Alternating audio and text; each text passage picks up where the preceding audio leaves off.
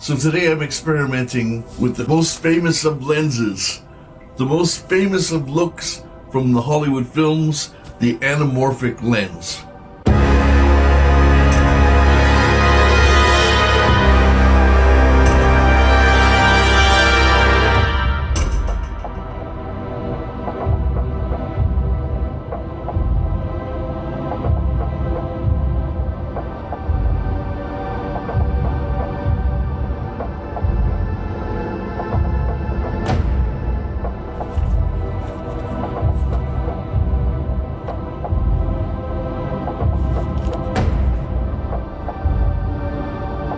Most people that come and visit the channel are not subscribed, so please guys, subscribe down below. So hi guys, how are you doing? So I got this amazing Ulanzi anamorphic lens for my Osmo Pocket. It's the tiniest little, and it comes in this nice little package. What a fantastic little thing. All the video footage you've seen in this, besides the clips and the actual pictures of it itself, were taken with the Osmo Pocket. The entire video has been shot with the Pocket. So basically, just to show you, this is what it looks like. This is actually an ND filter, but it is exactly the same as this, except with an anamorphic lens in it. And the little case that it comes with has two little holders, perfect for sticking the little ND filter in when I have the anamorphic lens on the Pocket itself. It also comes with a nice little cleaning thing.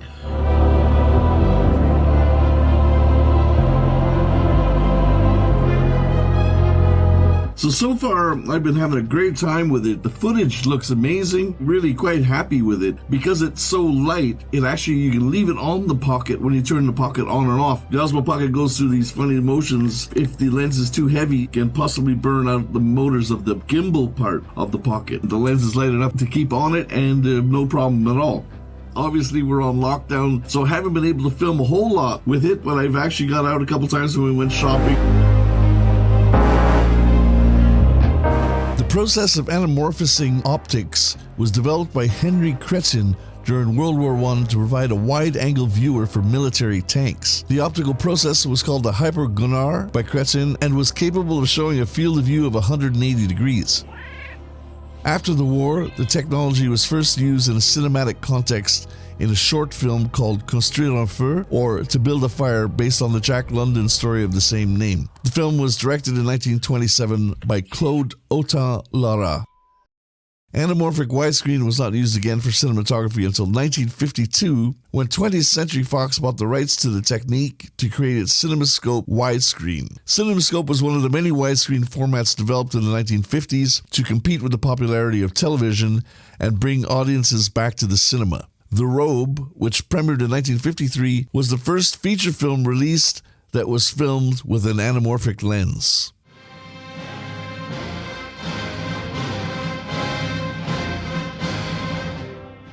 Robe, master of the earth. When the first lenses came over in 1953, there were only 3 of them. And they were small. They were kind of about this sort of size. They were tiny little things. So The Robe was being filmed at the same time as How to Marry a Millionaire with Marilyn Monroe. And then the third film was Beneath the 12-Mile Reef. Never seen or heard of, so I don't know what that film was about. Some of the more famous and popular films that were filmed in CinemaScope were 20,000 Leagues Under the Sea, 7 Brides for 7 Brothers was one, Oklahoma, The Lady and the Tramp, The Diary of Anne Frank, The Bridge on the River Kwai, Brigadoon. For me, the crazy one was The Fly, of course, with Vincent Price, the original one.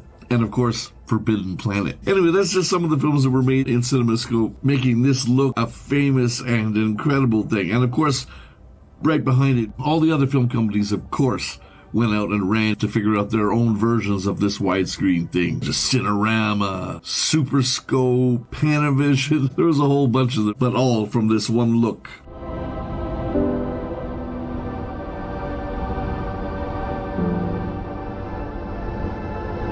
Now, coming into Final Cut Pro, bring in the footage as normal, import it as normal, and when you put it into your timeline, you adjust by putting 117 into the x-axis to bring it out to full frame. So it's not quite the 133 that they say it is, it's 117. I like to have my videos done in a 2:1 aspect ratio, so this is just slightly bigger than the 2:1.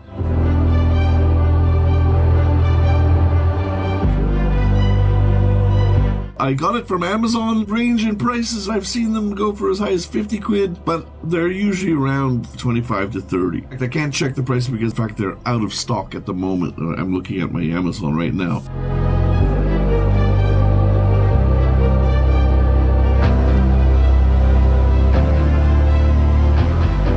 This is a lens that I think would be very worthwhile for anyone who wants to vlog with a pocket, because it obviously gives you the extra space and the extra width. So the other amazing thing about it, of course, is the amazing blue lights. That's the thing from the reboot of Star Trek, with the lens flares everywhere, the blue lines.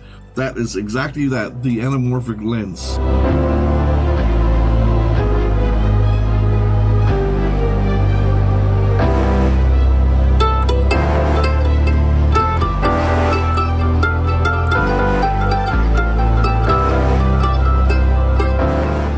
If you can go and buy one, please do. I'm not sponsored by Ulanzi or anything. I had been looking for one of the Moment lenses for my phone, or actually going crazy to actually get one for my other camera, which is the Canon M3. An anamorphic lens is super expensive. And in fact, they were so expensive while the filming of The Robe was going on. Between takes, the lens would be taken off and put into a box and taken away by armed guards. They were that rare.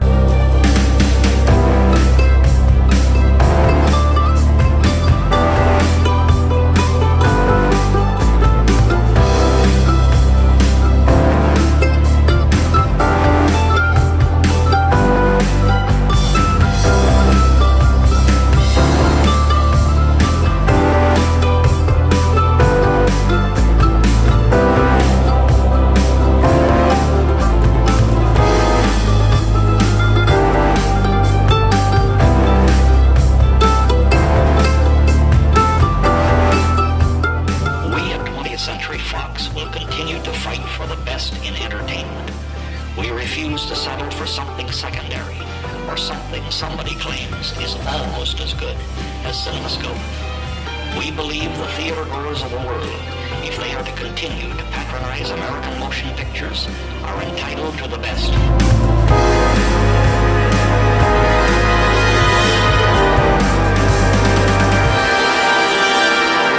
Thank you so much, guys. Don't forget to have a look at some of my other videos. Well, right up there. It is my privilege to address you as one of the thousands of employees of 20th Century Fox. 1 year ago, we launched the first CinemaScope demonstration. In 1 short year, the trademark CinemaScope has become a symbol of something new and something better in the art of entertainment.